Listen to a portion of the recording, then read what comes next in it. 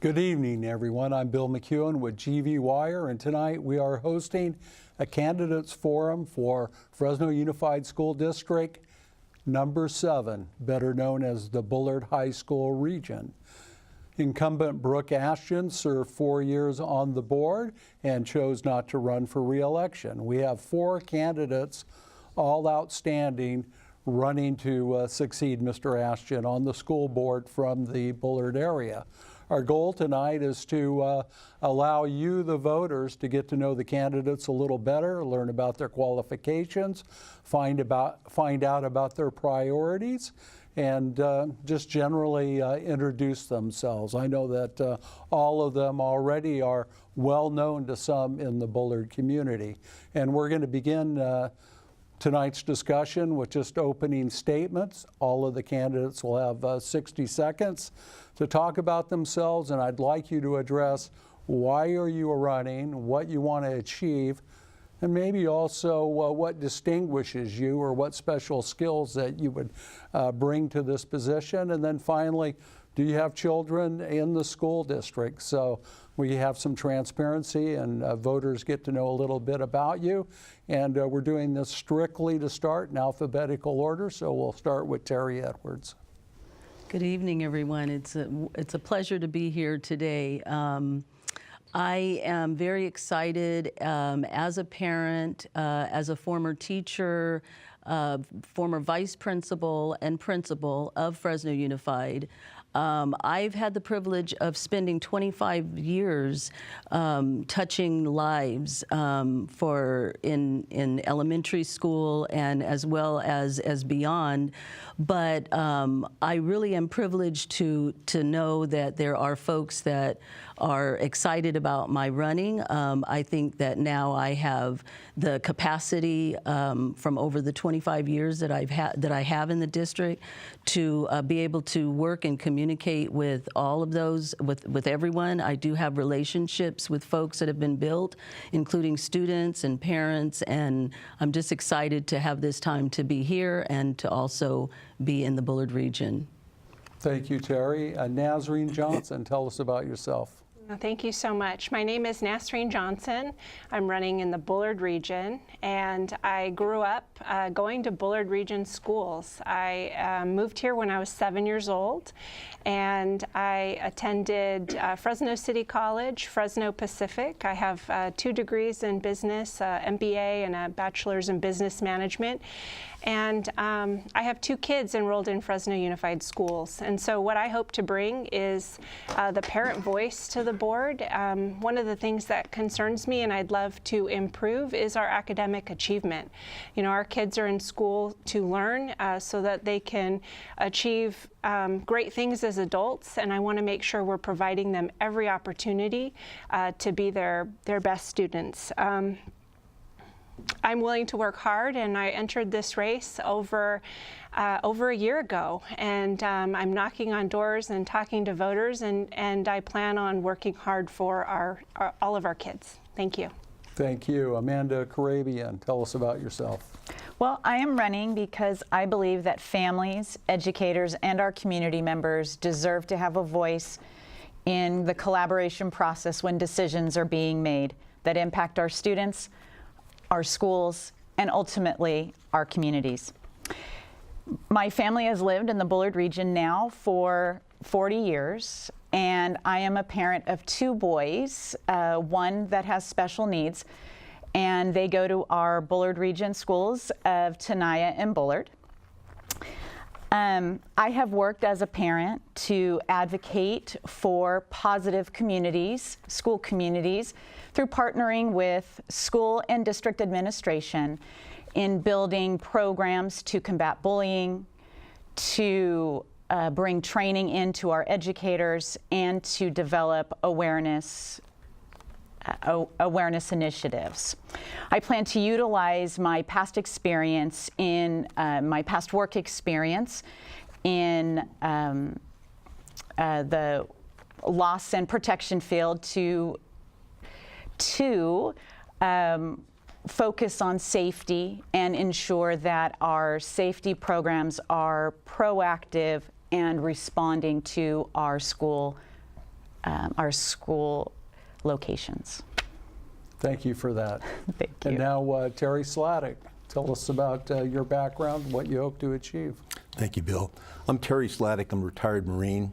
I moved here to Fresno in 1990, picked Fresno as the place I wanted to get married and raise a family, and have had 4 children since that time, all of whom, this is my 19th consecutive year of having my kids attend Northwest Fresno schools, Malik Tenaya, and currently Bullard.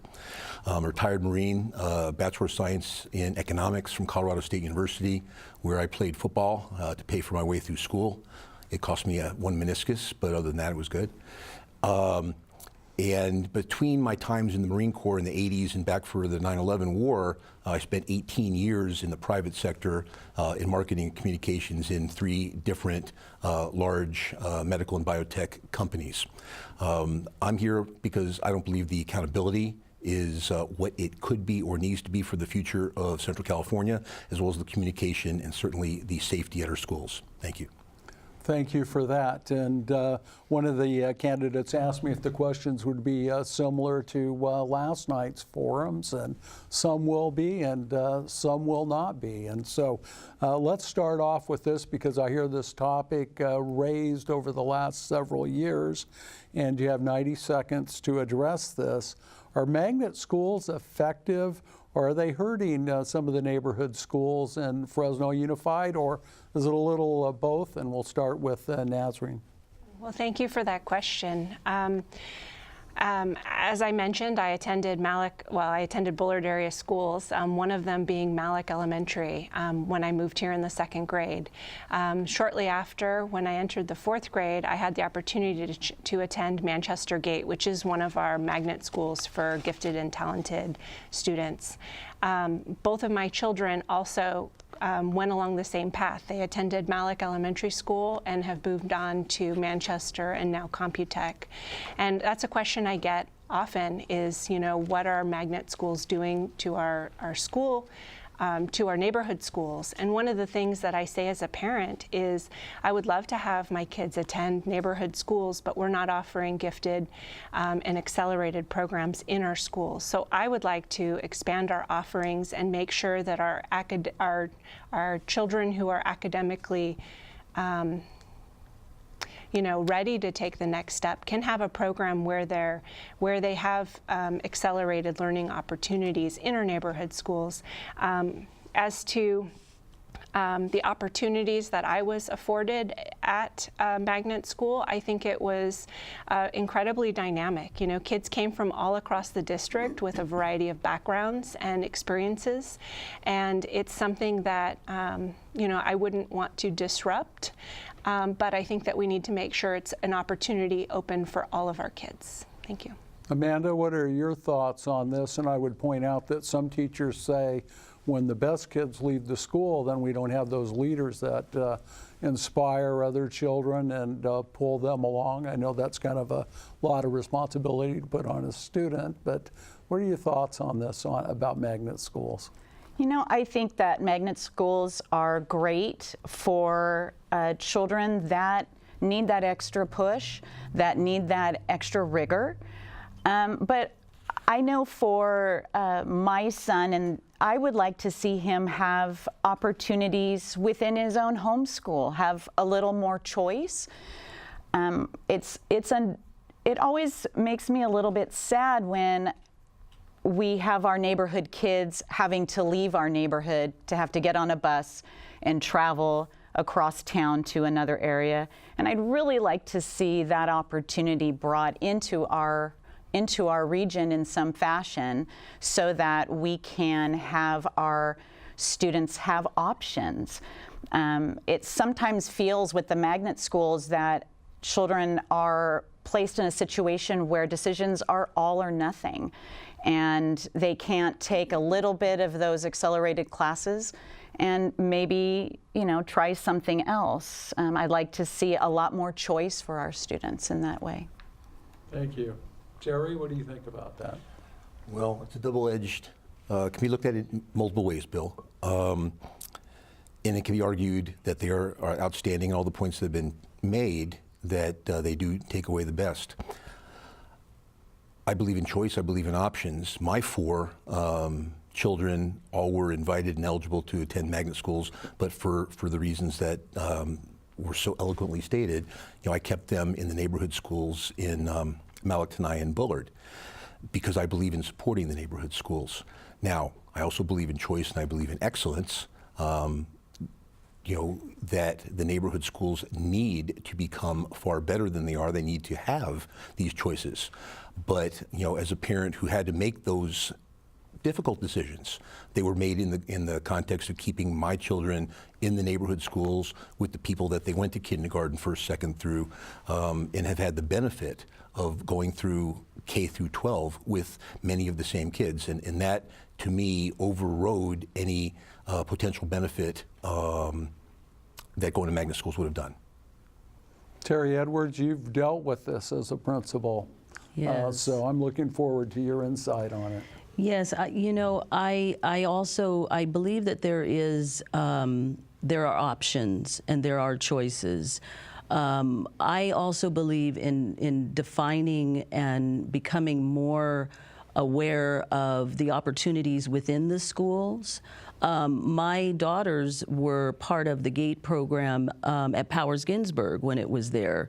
I also taught there at Powers Ginsburg. But I do believe that there's a time that we need to look at the different opportunities that are available and that parents do have choices. We want to make sure in the public setting that we are continuing our efforts of supporting teachers, providing, for example, professional development, the training that they get so that the public school is attractive and keeps the kids that need to be there. But I know that there's choice, and the good thing about the country we live in is that we do have choices. So we always want to make sure that that option is there, and at the same time improving ourselves as a public entity for our kids in public schools. Thank you. So now another one of perhaps a curveball question, and we're going to start with Amanda on this one. When you look at the 2018 Fresno Unified School Board, what's your assessment of it? Is it too politicized? Is politics just a fact of the matter?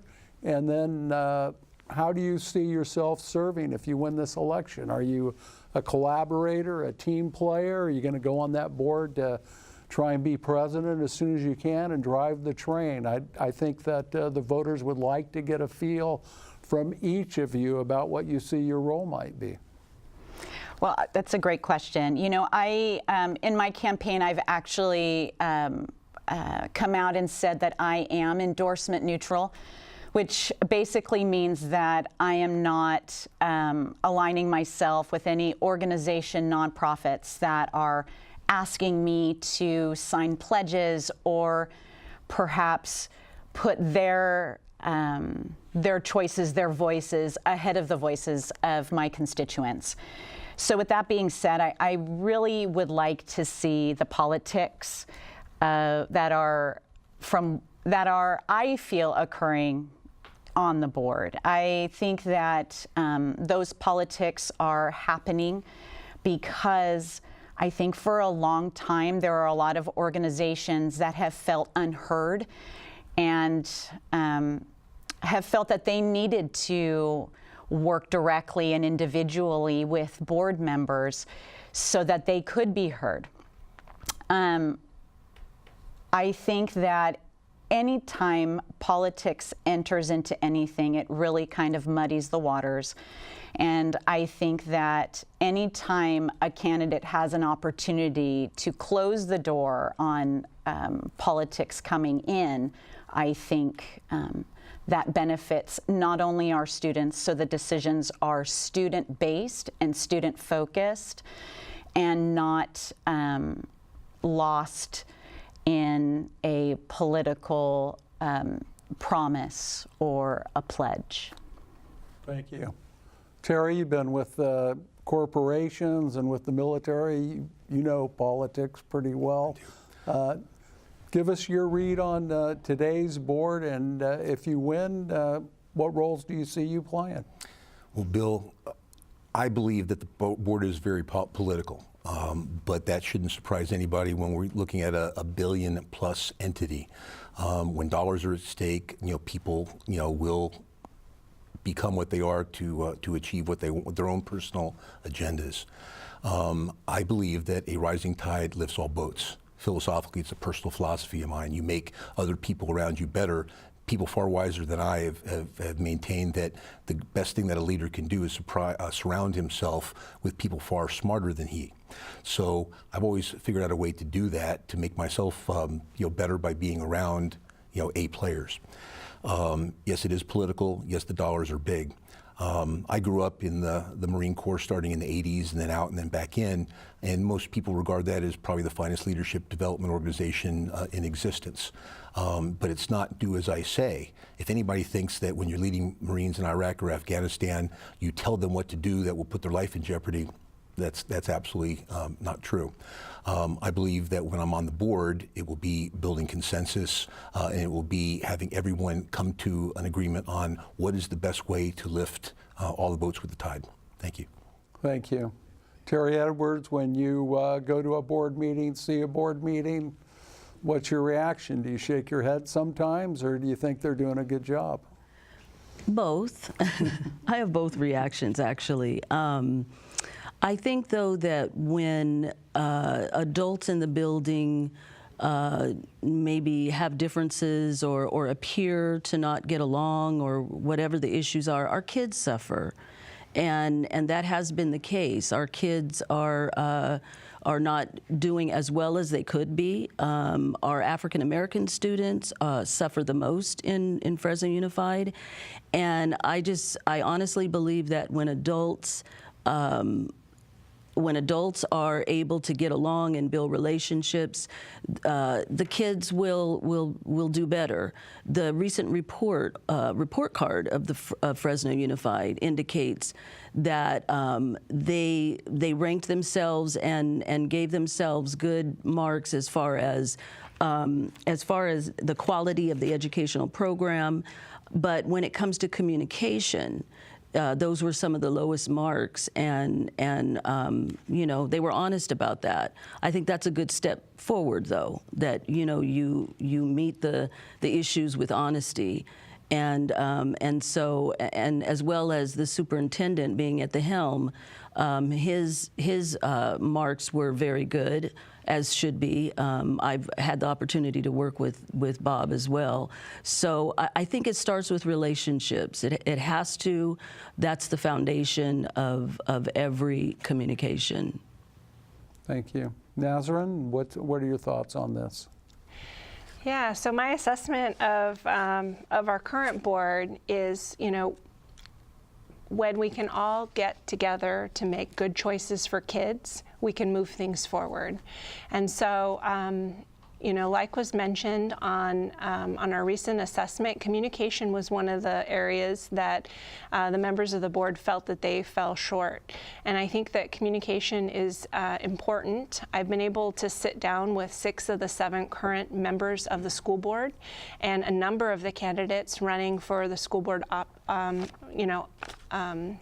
running for the school board in those seats that are up for election. And so I think that I can bring to the table a collaborative approach, because if we can't, as adults, figure things out and figure out a way to move forward, our kids will suffer. And, I believe that everyone can be collaborated with, and that if we all come with the focus being on what's best for our kids, then we'll be successful as a board. Thank you for that. So what a lot of people want to know is, if you're elected to this board, will you try to raise my taxes? That's just a fact of life, and it's also a fact that to avert a teacher strike, that one of the conditions in the contract was that the Fresno Unified, the board would consider a parcel tax. And the parcel tax, critics say it's very regressive. It's not based on value. It's just a flat tax, property $75 a year, $100 a year. And what is talked about is that the money would go towards class size reduction and educational things, not capital projects. So, Terry Slatic, let's start with you. What are your thoughts about a parcel tax? Well, if the voters believe in a parcel tax, I support it because of the voters speak, and I believe in that. If it in fact does come to fruition, the concept of what could be done with it within the district bears a lot of interesting fruit, that discussion. But again, the board is not going to impose the tax. The board would support it, endorse it, et cetera. But it ultimately comes down to the taxpayer on the street to give it a thumbs up or thumbs down. Now, if it is in fact passed, it does lend some options to achieving the things that we all believe. Now, that also comes to how is the board going to reach a consensus on what needs to be prioritized to be used with that. I have my own ideas. I'm sure the other candidates do also. If this is the time to get into those, happy to do so. But in terms of supporting it, I'm somewhat neutral on it and would not say that the board should endorse it flatly. I simply say that it would allow us to do certain things, and if the taxpayers so grant it, then we'll have those discussions. Thank you. Thank you. Terri Edwards, you smiled when I raised parcel tax, so explain that smile. Well, that is one of the conditions that came with the averting a teacher strike. I smile because when I think of class sizes, I think of when I was a teacher and when class size reduction came into practice, I was one of the teachers that was moved from one school to another because it lowered class size. And, I was one of the last hired, so I was one that got to move.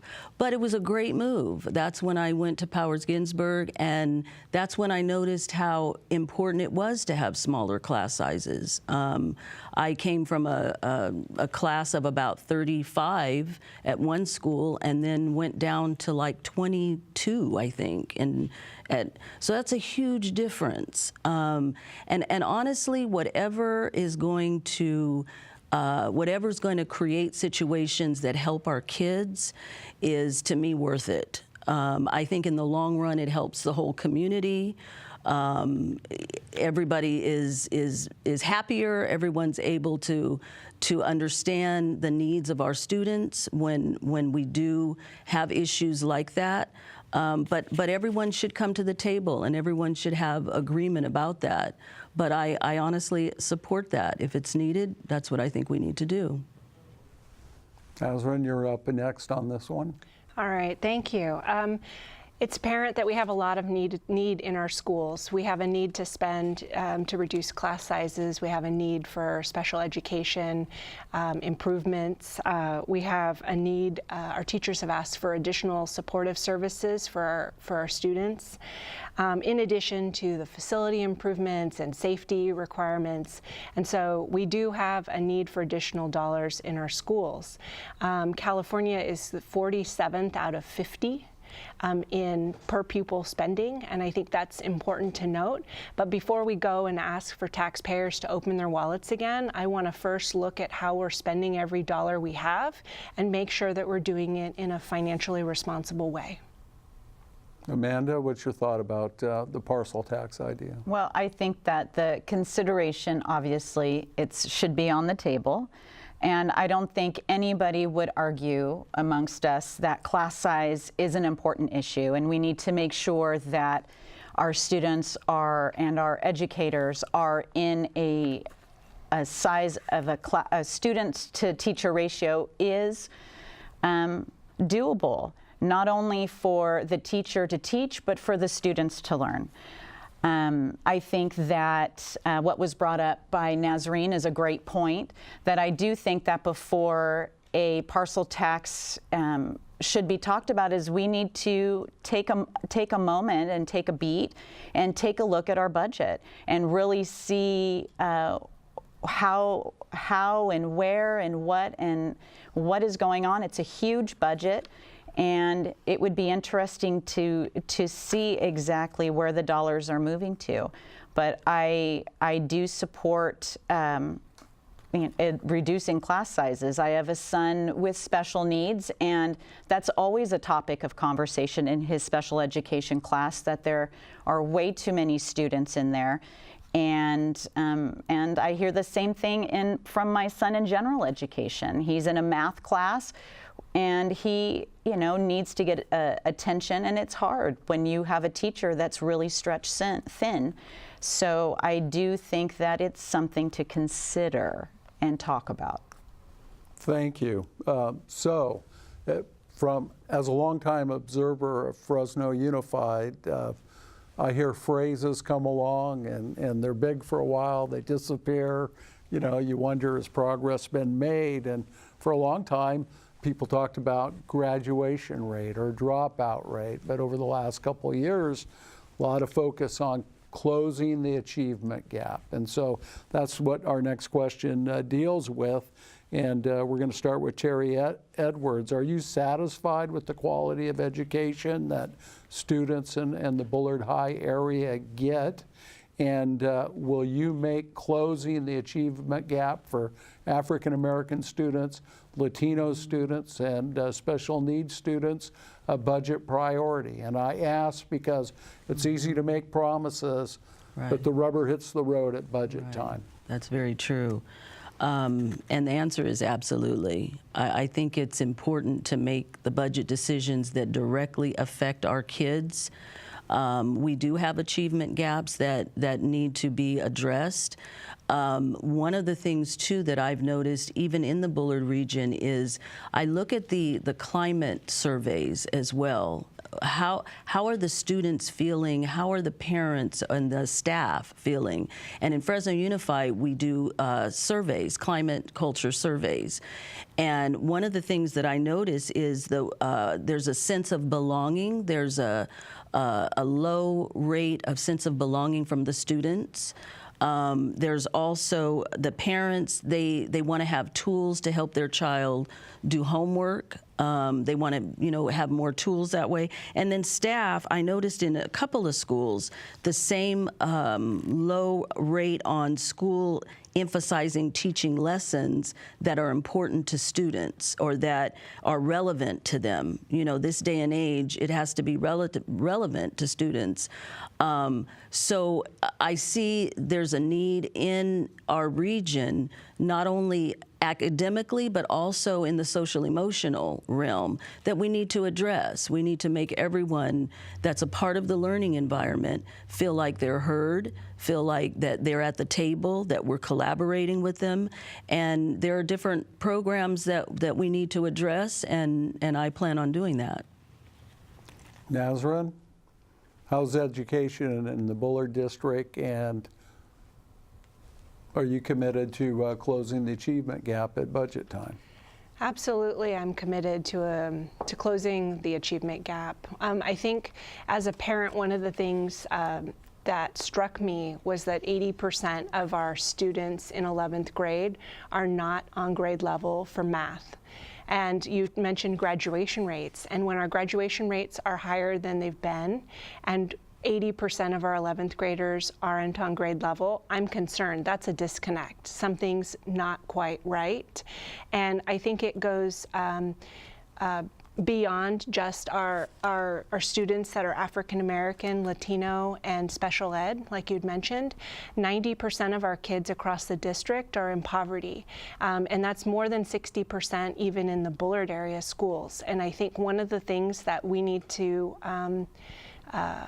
address is the social emotional supports on campus that have been asked for by our teachers. I think we need to seriously look at addressing our students' needs so that they can do their best in the classroom and learn the things that we're trying to teach them. And that's why one of the reasons why we're having this forum tonight, because the direction of Fresno Unified is so important to the entire greater Fresno region. We need graduated students that are bright, go on to college, pursue their dreams. We need a skilled workforce. So that's part of the reason that GV Wire and CMAC puts the big investment into these candidate forums. Amanda, what's your assessment of education in the Bullard region and your thoughts on closing the achievement gap?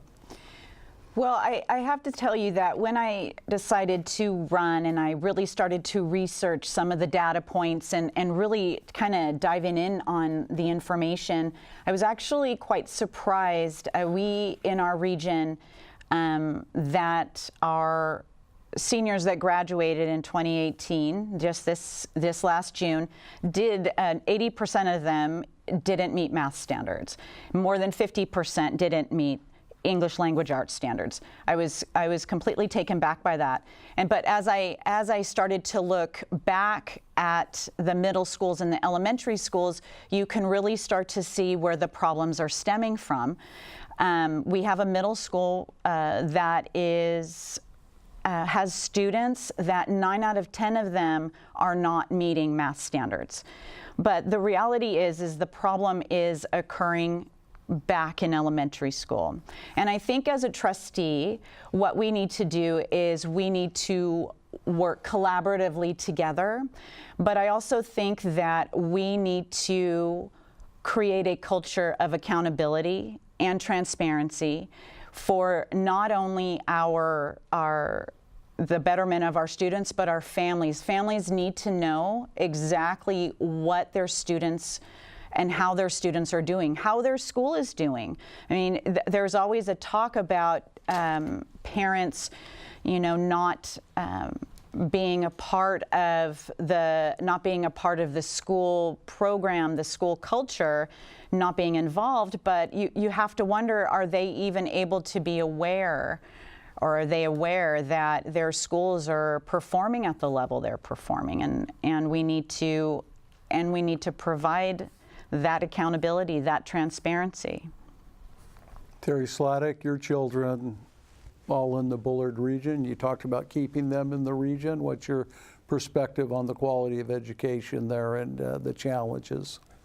Well, Bill, I've thought about this long and hard, and part of the discussion to become the candidate. And what I was able to do was look at the candidate platforms for candidates for not just Bullard, but various regions within FUSD trustee seats over the last several election cycles. And it's very rare that someone didn't have something having to do with narrowing this particular gap. So that gets me thinking analytically, well, if we've been analyze these same exact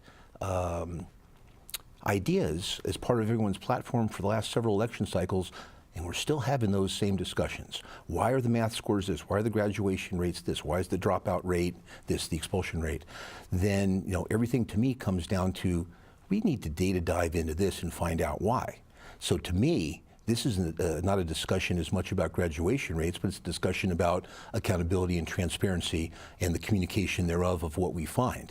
So when I'm seated on the board, everything becomes, okay, the why. It's going to be the question, the king of questioning to the senior executives at the district and at the school sites. Why is this? And who made this decision and what was behind it? That is how I plan to achieve these things. Thank you. Thank you. So voters in 2016 approved Measure X. That was $225 million in bond financing for capital projects. We want to find out how much you know about Measure X and where you think the money should go for the Bullard District. And Nasreen, you're up first on this one. Well, thank you. Well, Measure X was passed, and it was passed even with support in the Bullard region. I know there was some doubt there as to whether or not voters in the Northwest Fresno would support the measure, and they did. And they did by not a huge margin, but they were supportive. I know that our dollars from Measure X haven't been spent down yet, and so very little has been spent so far. Very little has been spent down so far, and so I'm anxious to see where those dollars will be allocated and what types of capital projects we can do for our schools. I know a number of improvements have been presented, and some are moving forward, and I'm excited to have some say in the decision of where we're spending those dollars to make sure that we're spending them in ways that'll positively impact our kids across the district.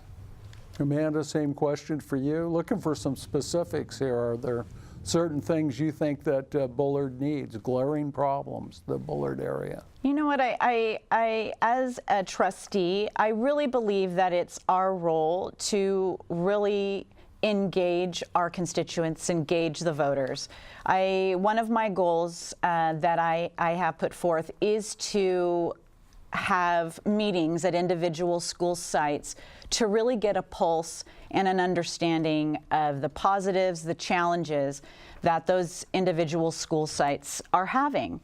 I think that one of the biggest challenges as a trustee is that you're there and you're asked to make decisions, and if you don't have all the information, how are you able to make a really great decision? And as far as Measure X, I think what I think would be great is to get additional public input as far as what are the projects they would like to see in their school?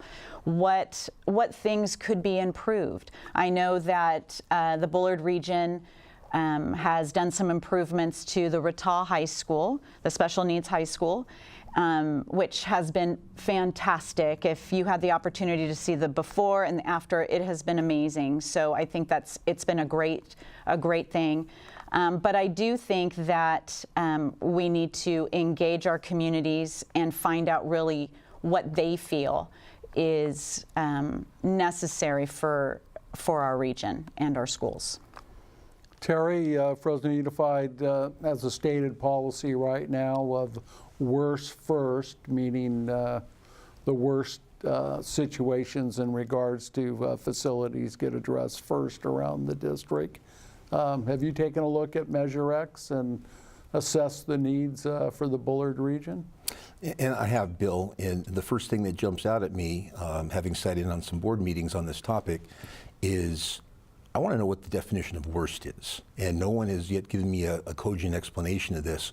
Is worst simply age? Is worst simply that this roof has dry rot? I'm not satisfied that there is inspections going on. For instance, there's a new roof at Fresno High School that has now been prioritized over other projects because it was found to have dry rot due to swamp coolers on top of it that, as I'm understanding it, were not being inspected on any regular basis, which then caused the dry rot. So this is now leapt Fresno High's gym project over other projects.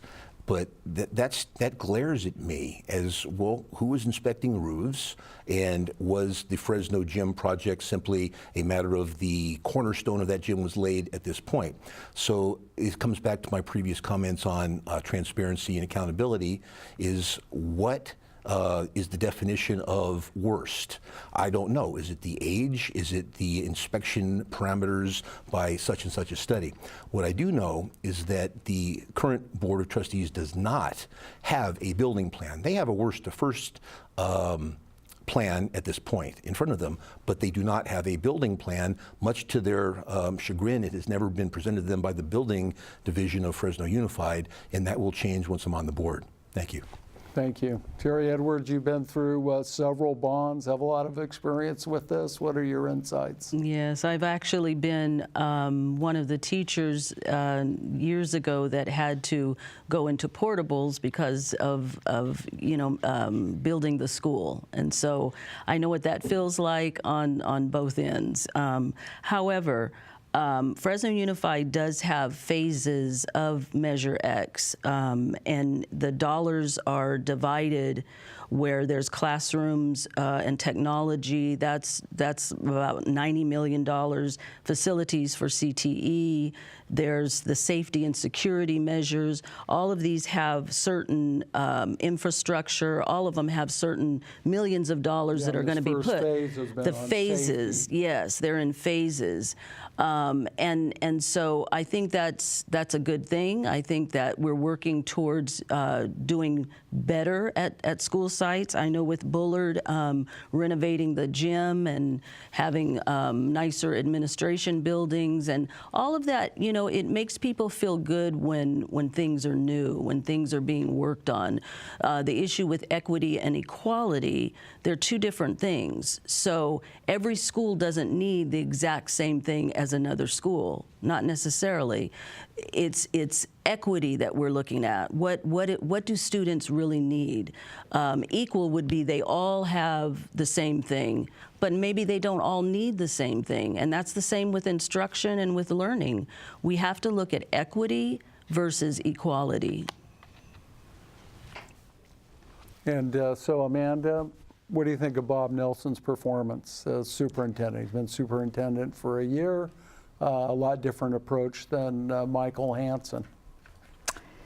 Well, you know, I only know of Superintendent Nelson. I've actually had a brief introduction to him, I think, at an organization. And he seems like a really nice man. He appears to have his heart is in the right place, and he's working towards collaboration.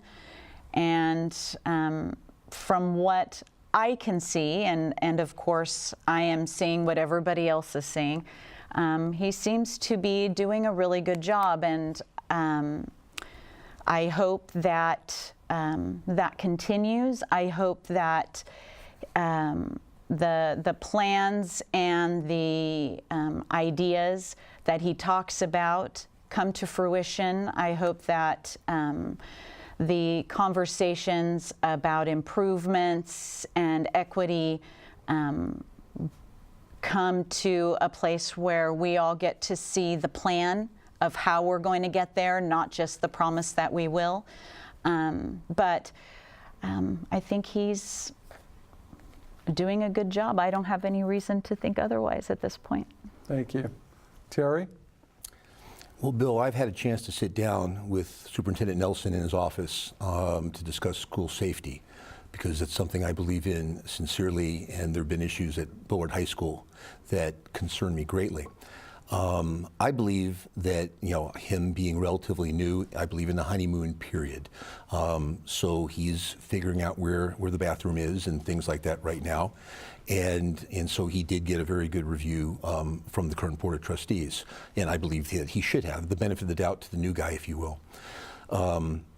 But I'll use the analogy of let's say the professional sports team of your choice is, you know, Bob Nelson is the coach and general manager, but there's an owner. Okay, that's the taxpayers and the board, the elected officials. And, you know, just like when a new coach and general manager comes in on a professional sports team, they're not going to wait forever for results. I don't sense, and again, I believe Mr. Nelson is an outstanding human being, but I want to see results sooner than later. And I hope that the voters are impatient with the trustees who they have elected, and I believe the trustees should be a little bit impatient with the superintendent and the senior executives downtown. Thank you. So you want Fresno Unified in a hurry-up offense? I do. Terri Edwards, your thought on Superintendent Nelson? I am very pleased with Mr. Nelson, and he would want to be called Bob. For the reasons, one in particular is that when I was teaching at Powers Ginsburg, he was my vice principal at one time. And he would walk around and make personal observations of the teachers and would just leave notes or, you know, talk to teachers about, you know, their classroom that day. And the note that he left me, I have kept for many years, and I'll tell you why. What he said in that note made me want to do better, made me want to treat my families and kids, you know, the way they want to be treated, because he said something that stuck with me, and that was, I wish that my child were in your class. I wish that he was part of your teaching. And to me, when someone is willing to say that about their own children, that they're willing to put their own children into your hands, I think just says a lot. Bob and I have just talked about many things. He's very caring. He's very relational. If you don't know him, you will, if you haven't met him, because he's out there. He's visible. He wants to make sure everyone has what they need. And so I believe we're headed in the right direction with Bob. Thank you. Nasreen? Yes. Well, I think that it's been a year, and I think what he's been spending his time working on is the culture and relationships with folks in our district, which is critical. I think in order to rebuild a lot of the trust amongst administration and our teachers and staff, you have to start there. I don't think that we'd be able to progress and get any results unless we have a culture where folks trust that others care about the work that you do, and I think he's doing a really great job making sure that that piece is in place, and I can't wait to see what's next. Thank you. Terry, you raised the safety issue, and last year we saw mass shootings across the country. We've seen the response by Fresno Unified, changes made in safety. How satisfied are you with the safety arrangements in the district? Well, Bill, frankly, I'm not, and that's what drove me to sit down with Superintendent Nelson. A situation occurred on the campus of Bullard in October of 17 that resulted in a student being expelled for making a death threat against one of my children. And that's how I got my audience with Mr. Nelson. Subsequent discussions with he and David Chavez as chief of staff have revealed, as well as the principal at Bullard, that nothing substantive has changed since October of 2017. Yes, they did a small active shooter training, which they don't even call active shooter training anymore, for staff. But as many people are aware, Bullard High School underwent an inspection sometime earlier this year that revealed that it is not up to standard in terms of the number of entry points on campus, which is a critical part of safety and security. It exceeds it by hundreds of %, and that's something that needs to be looked at. You know, there is the shot spotter gunfire detector aspect that's been employed in most of Fresno, but quite notably, there's not a shot spotter device anywhere within 3 miles of Bullard High School. And as I said to both the mayor and the superintendent of schools, if you look at Parkland in Florida and you look at Columbine in Colorado, what school in FUSD do they most closely resemble?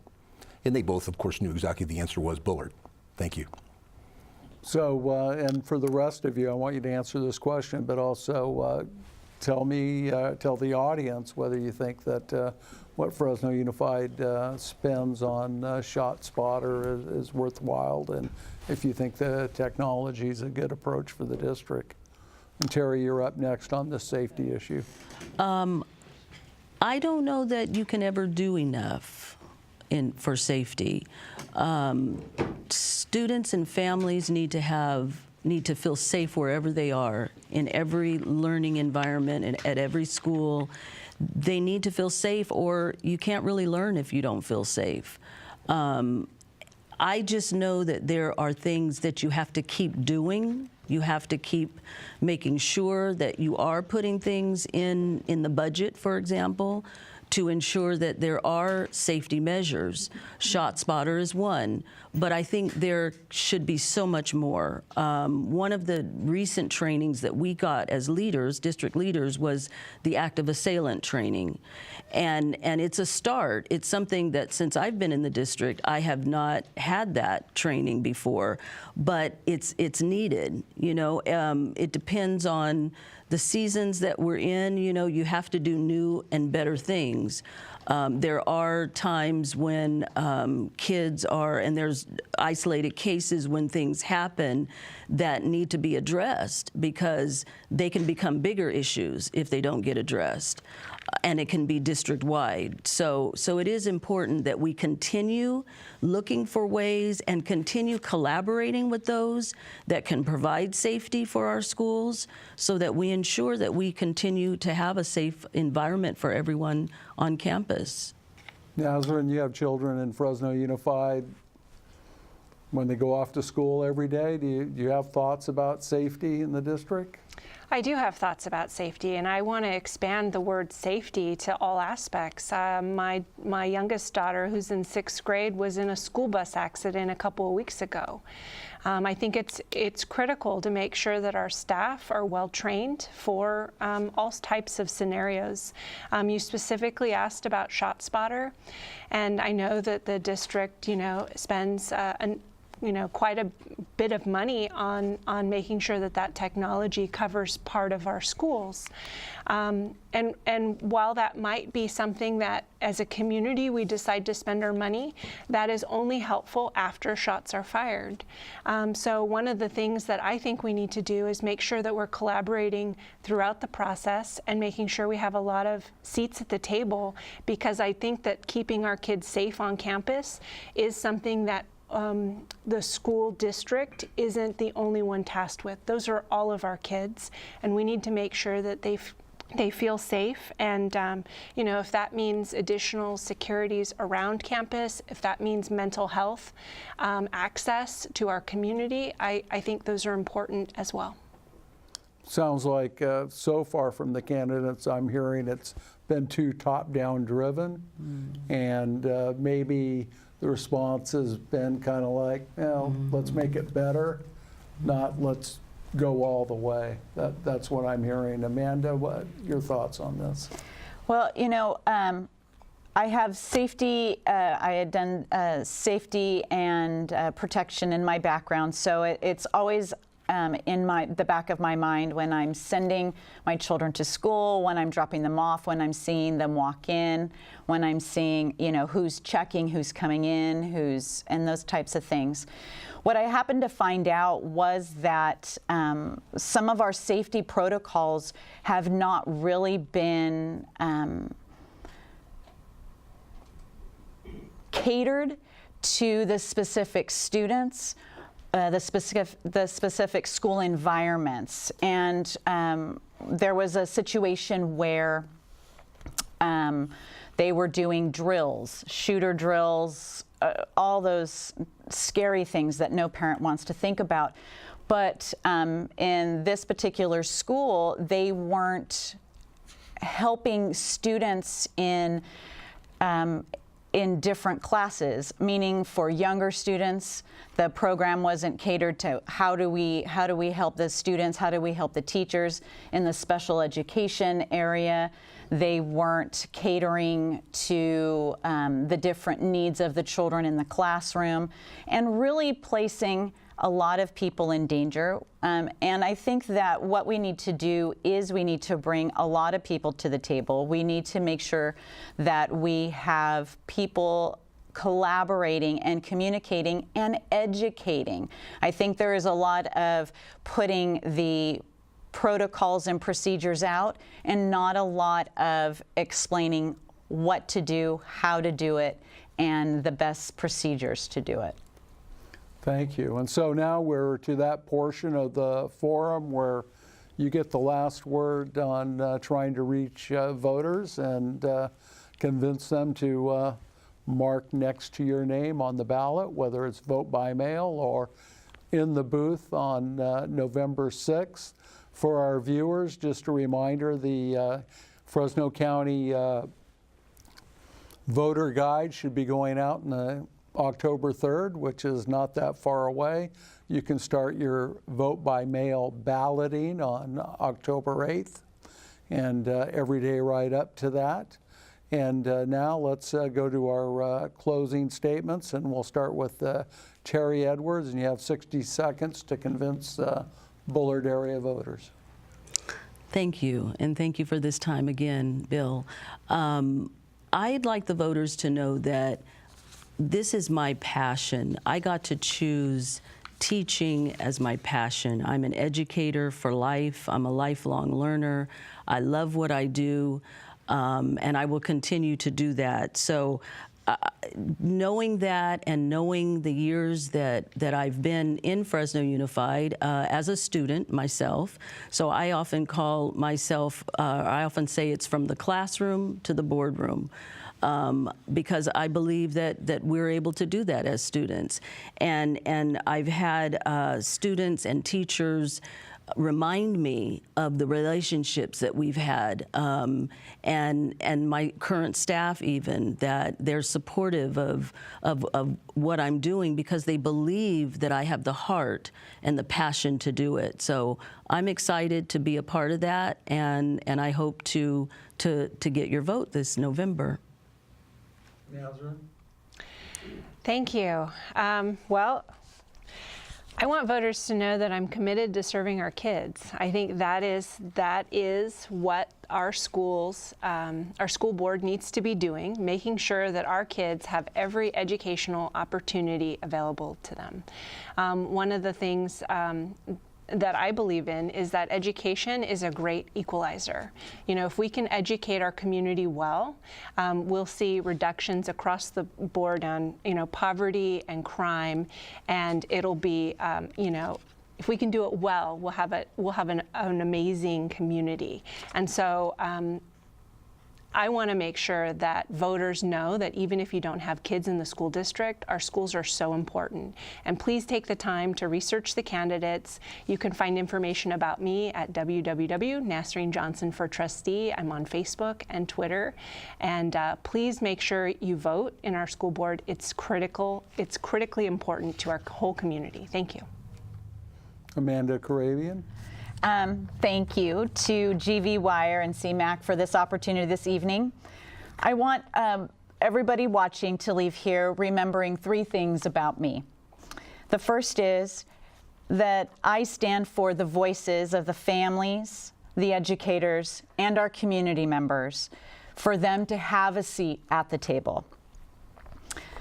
Me being endorsement neutral is my commitment to you that I will always put your voice first and won't allow it to be silenced.